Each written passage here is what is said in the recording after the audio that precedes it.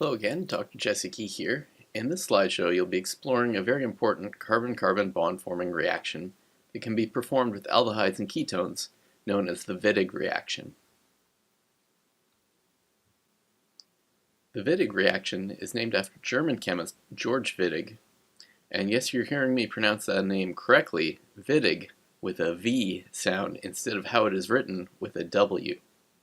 Wittig won the Nobel Prize in Chemistry in 1979 for his work with boron and phosphorus-containing compounds, and the Wittig reaction is the most famous example of this.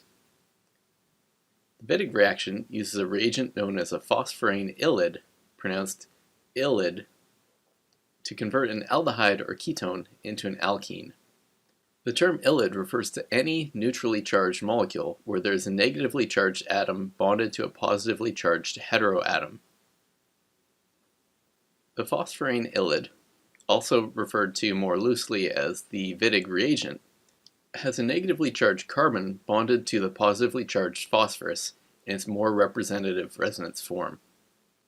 However, another resonance form can be written by moving the lone pair electrons from the carbon to form a pi bond between the carbon and the phosphorus. At first glance, this neutral uncharged resonance form should seem more significant.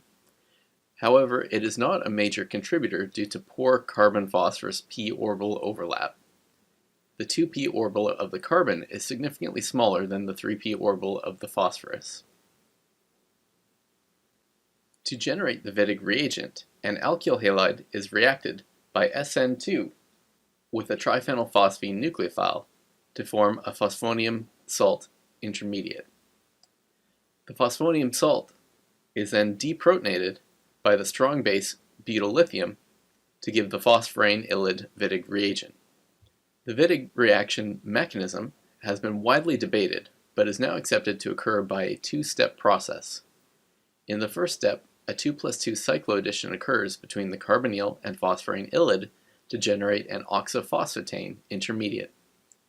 We can show this with curved arrow notation by drawing an arrow from the lone pair of the nucleophilic ylide carbon to the electrophilic carbonyl carbon, and a second arrow from the carbonyl pi bond to the ylide phosphorus. The second step is a fragmentation, where the four-membered ring of the oxophosphate breaks apart to give the alkene product and triphenylphosphine oxide byproduct. The curved arrow notation for this has an arrow starting at the carbon-oxygen single bond, going to form a new phosphorus-oxygen pi bond. A second arrow goes from the phosphorus-carbon bond to form a new carbon-carbon pi bond. Overall, you can think of the Wittig reaction as a way to stick together two molecular segments via a carbon-carbon double bond. We can join together an aldehyde or ketone with an alkyl halide via a phosphorane ylide, almost like sticking together two pieces of Lego, making a larger, more complex structure. Practice problem. What starting materials could be used to generate 2-methyl-1-phenyl-prop-1-ene by a Wittig reaction? Stop the presentation and apply what you've learned to determine what carbonyl and alkyl halide could be used to generate this product.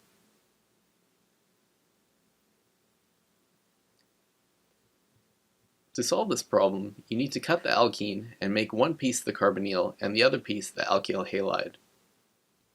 In the case of this problem, there are actually two correct answers. Shown on the left side of the slide, we could use benzaldehyde as the carbonyl component and 2-bromopropane as the alkyl halide. Alternatively, shown on the right, we could use benzyl bromide as the alkyl halide and propan-2-one or acetone as the carbonyl.